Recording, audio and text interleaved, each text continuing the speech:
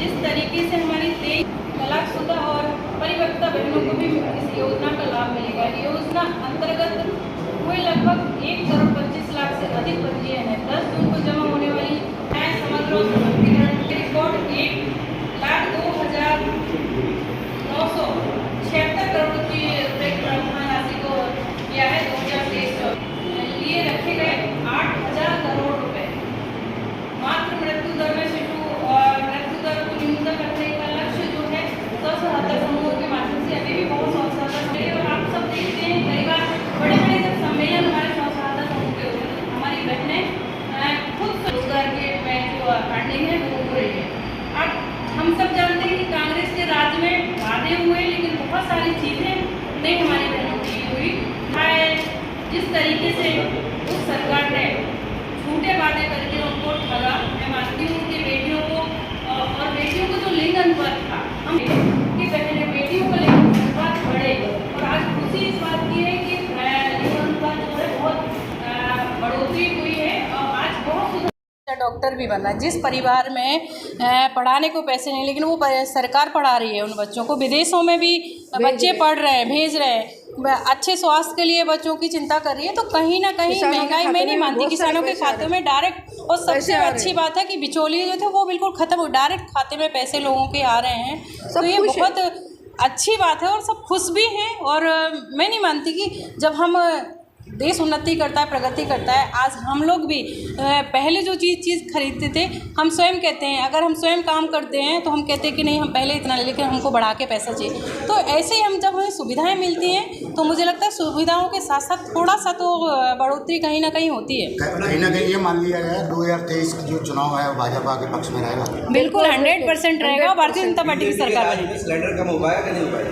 देखिए, झूठे वादे करती नहीं है बीजेपी। कांग्रेस वादे ही करती है, किया तो नहीं ना। राजस्थान में सरकार थी, उन्होंने वादे किए थे चुनाव से पहले कि 500 रुपये का सिलेंडर मिलेगा, लेकिन उन्होंने 500 रुपये का, सरकार के 5 साल निकल गए, वो नहीं हुआ। तो कांग्रेस भी यहाँ मध्य प्रदेश में कर रही है, वो वादे उनके कभी पूरे नहीं हुए, क्योंकि झूठ, जहाँ झूठ से शुरुआत होती है वो चीज़ कभी पूरी नहीं होती। इस तरीके की योजना का लाभ की बात आप कर रहे हैं, क्या क्या योजनाएं हैं?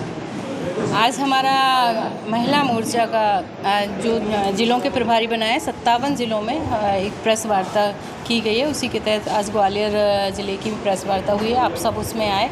आप सबके माध्यम से सबसे पहले तो हम अपने लाडले मुख्यमंत्री जी, हम सभी बहनों के भैया और बेटियों के मामा को बहुत बहुत धन्यवाद और आभार ज्ञापित करते हैं कि जिस तरीके से बहनों की शिक्षा के लिए, स्वास्थ्य के लिए, रोज़गार के लिए, और अब लाडली बहना योजना, क्योंकि पहली किस्त 10 जून को हर बहन के जो पात्र बहनें हैं, हमारी लगभग 1 करोड़ 20 लाख जितनी भी पात्र बहनें होंगी, उन सभी बहनों के खाते में 10 जून को पहली किस्त आने वाली है।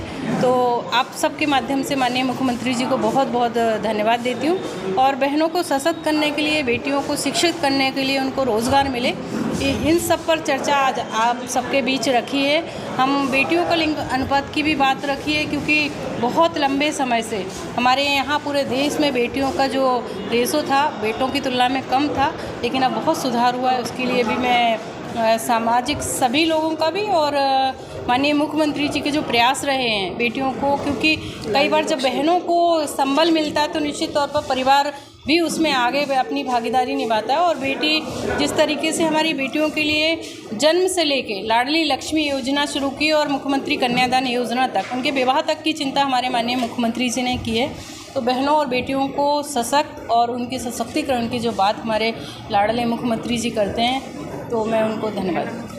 वही कांग्रेस नारी शक्ति योजना लेके आ रही है, क्या कहना चाहिए जैसी योजना रहेगी? देखिए, कांग्रेस तो पहले भी बहुत सारी योजना का जिक्र किया है। जब 15 महीने की सरकार बनी थी, संबल योजना थी और बहुत सारी योजनाएं थी जो भारतीय जनता पार्टी की सरकार चला रही थी। उनने 15 महीने में वो योजनाएं बंद कर दी थी। तो वो नई योजना क्या लाएगी? जब उन्हें ऐसा लगा कि लाडली बहना योजना शुरू हो रही है और 10 जून से बहनों के खाते में पैसा आने वाला है, तो मुझे लगता है कि कहीं ना कहीं उस चीज़ को लेके वो घबरा गए और झूठा वादा। और जो मैं तो ये कहती हूँ बहनों से कि आप सबके माध्यम से कि जो डॉक्यूमेंट्स उन्होंने फॉर्म भरने में दिए हैं जिस तरीके से, तो मुझे लगता है कि वो डॉक्यूमेंट्स ही कहीं उनके वापस ना मिलें तो बहनों को चिंता कर लेनी चाहिए जिन्होंने अगर दिए हैं तो, क्योंकि वो योजना शायद मुझे नहीं लगती कभी वो शुरू होगी।